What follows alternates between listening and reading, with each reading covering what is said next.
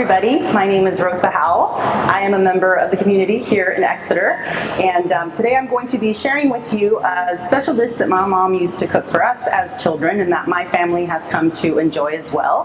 It's one of my go-to meals, and it's very healthy, and you can throw in veggies, you know, whatever you like, or take whatever you want out, and I guarantee it's going to be just as delicious. So the dish I'll be sharing with you today is, in Spanish, Bistec a la Mexicana, or Mexican style steak.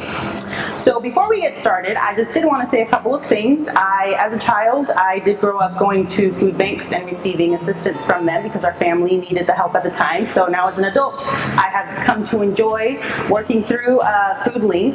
As a Zumba instructor, I am a Zumba instructor. I hold classes here, and some of the proceeds from our classes then go back to the food bank so that they can, you know, do whatever it is that they need to support their mission.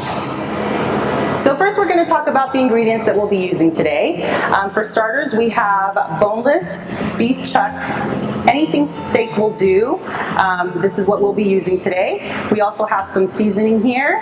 It can be any seasoning of your choice. That'll be a tablespoon of that. We also have minced garlic, Roma tomatoes, green beans, potatoes, onions. We have some bell peppers, and we have some garnishes as well that we will talk about later on. We'll also be using extra virgin olive oil, or you could use, you know, whatever oil you would like. Okay, so I recommend that we use a thinnest steak as possible, and you can cut it into about 1-inch pieces, 1-inch strips. You know, it just depends. For my children, it's easier to just chew on thinner pieces, on smaller pieces, so I tend to go with that, but whatever works for you. And you just want to cut it all into strips, and we're going to season it as well. That way you can sit in the seasoning for a little while before we start cooking. So once you have your meat here ready to go, I'm going to go ahead and take my seasoning. Yeah. We're going to toss it around, let it sit for just a little bit before we put it on the hot oil. So here I have my handy large skillet that we're going to use today, and we're going to start by making sure that the heat is about low to medium high. That way we can get our oil to start heating up, and we can start cooking our ingredients. Okay, so now that our pan is heating up, we're going to go ahead, and I think I said it was 2 tablespoons of olive oil.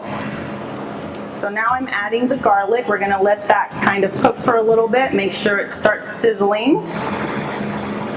Here we go. So now that we've got our garlic here cooking, I'm going to go ahead and add the onions and the tomatoes. That way they can start softening up as well. And of course, in my opinion, the more, you know, onion and garlic you use, the more flavorful. If you're not an onion and garlic person, then you don't have to use as much as we're using here today. Here I have added the tomatoes, so that can start to soften up as well before we go on and we add our other vegetables that we have waiting there. You do want to stir constantly, that way you don't, you know, end up forgetting, like I have on an occasion or two, that my food's cooking and then it's burnt. So yeah, just stir consistently.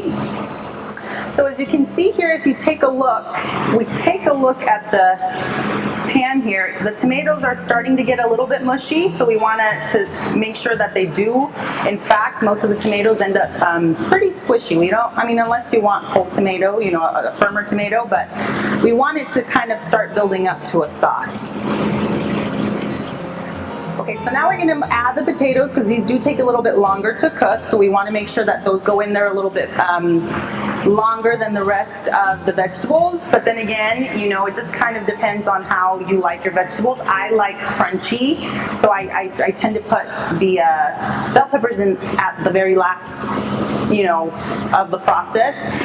But I also like my green beans a little bit crunchy as well. My family likes the softer, so you can decide on how you want to go about it. So now we've added the potatoes to the skillet, and we're gonna go ahead and cover it and let this cook for about 5 minutes. That way the potatoes can do their thing, and then we can move on to the other ingredients. And it's really important also to remember to just kind of keep an eye on the skillet and make sure that, you know, every couple minutes or so you're coming in here and stirring, because you don't want to get you know, your vegetables sticking or burning or cooking too much on one side. You want them to cook as evenly as possible. So I'm going to check my vegetables here one last time. Everything's looking good. It's smelling good too. I have a thing about just cooking onion and tomato together. It takes me back to my childhood. That's what it does.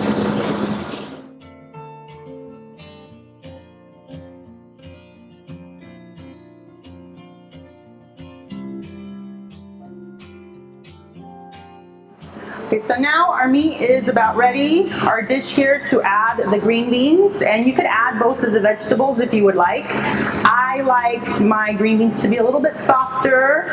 I like them crunchy, but for this dish, a little bit softer than the bell pepper. So we're gonna go ahead and add this first and let that cook for a few minutes, and then we'll add the bell peppers. So here we go, adding the green beans, letting them cook a little bit longer than the bell peppers, but like I said, it all just depends on your liking. If you like both your green beans and your bell peppers to be crunchy or soft equally, then you would add both of the ingredients together. You make that choice. All right, so now it looks like, let's see, let's take a look.